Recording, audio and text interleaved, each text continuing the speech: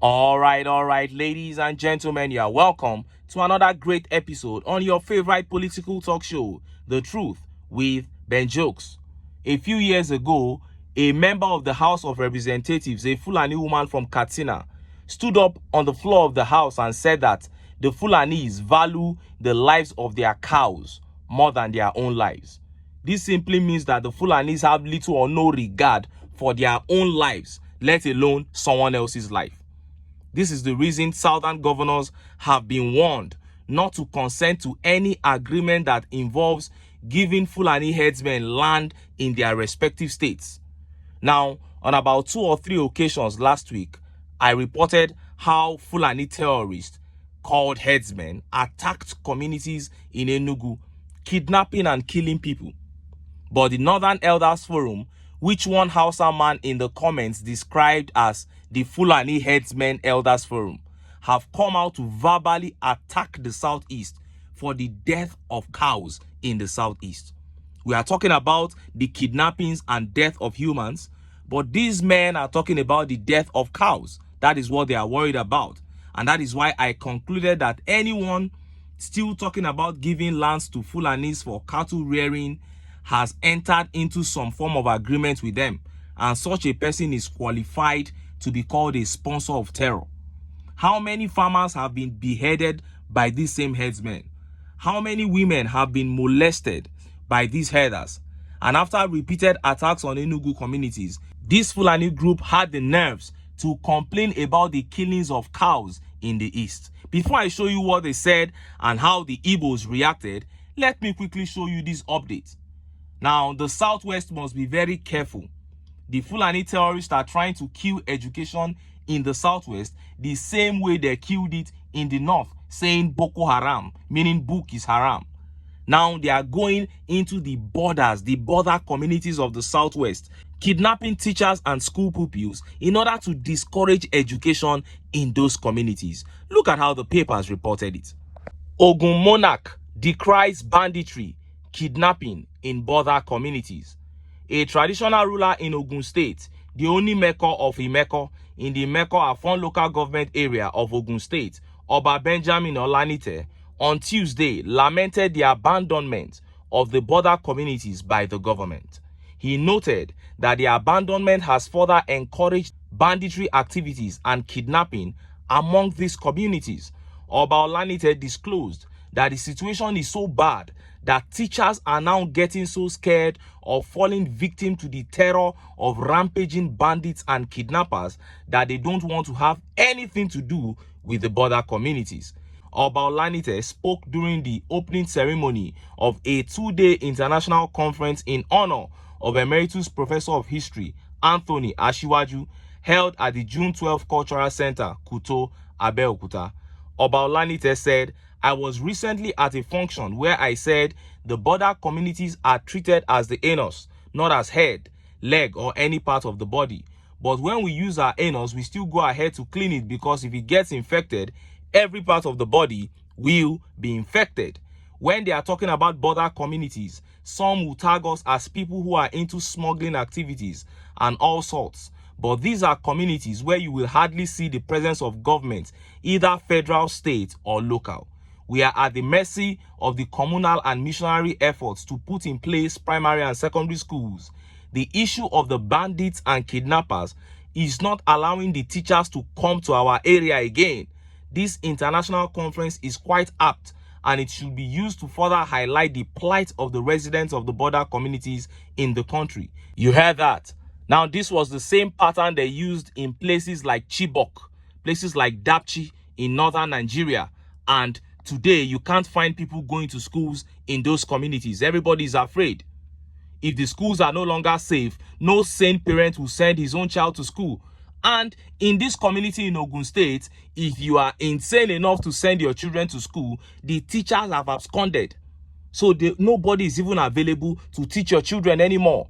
Everybody is running away from bandits and kidnappers. This is not good for any region. The Southwest should better wake up and reject the APC, because the APC are the chief sponsors and enablers of the Fulani attacks. Now, let us look at what the Northern Elders Forum said about Fulani and cows in the southeast. Look at how the papers reported it. Northern Elders Forum condemns alleged harassment, attacks on northerners, mass killing of cattle in southeast Nigeria. The Northern Elders Forum on Wednesday condemned the alleged harassment and attacks on northerners in the last 3 months in southern Nigeria, particularly in the southeast. This is contained in a statement signed by Salisu Muhammad, NEF Deputy Director General 2, describing it as an act of provocation against innocent citizens who chose to be in that part of the country. NEF described the development as a sabotage against efforts to strengthen the bond of Nigerians. It called on Tinubu and relevant security agencies to rise to the occasion and not allow the people responsible to subvert and undermine national cohesion and togetherness.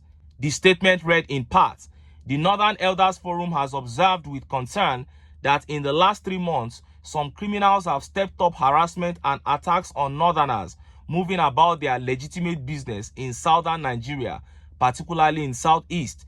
The NEF has condemned these acts of provocation in totality against innocent citizens who choose to do their activities in that part of the country. The NEF calls on Tinubu and relevant security agencies to rise to the occasion and contain these criminals, not to allow them to subvert and undermine national cohesion and togetherness. The NEF made the call in reaction to a widely circulated video on social media where suspected militias of Eastern Security Network (ESN) killed hundreds of cattle that belonged to northerners. The despicable and condemnable act was recorded and circulated across social media platforms. Now, nobody is saying a Fulani man cannot go to Enugu or Onitsha or Aba, rent or buy a house and live there, go to a market, rent a shop and do his business. Nobody is saying a Fulani man cannot do that. But if living in peace means that you will be parading the whole communities with hundreds of cows, destroying people's farms, and they aren't allowed to complain, if living in peace means that people will freely give their land up to you so that you will come there and multiply, then begin to drag the land with them, then you are a terrorist. And look at how Nigerians reacted. Look at some of the tweet reactions. This tweet here by Obiora says, cattle herding is a personal business and the herdsmen don't have any right to be invading people's farms with the cows and destroying their crops.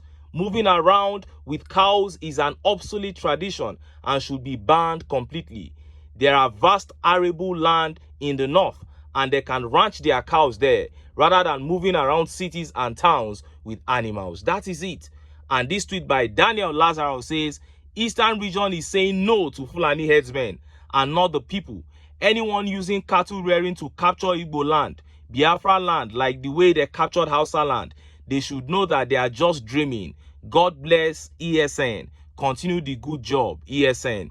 And this tweet here says, open grazing is haram in Biafra land, just like his bar bans alcohol in Kano.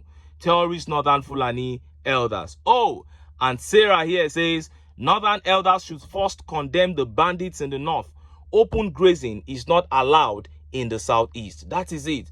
But Tanko Adamu here says, note, these are not Northern elders, but Fulani elders. Moreover, they don't speak for us. We have different associations representing their tribes. For Hausas, we have Kungiya and Hausawan.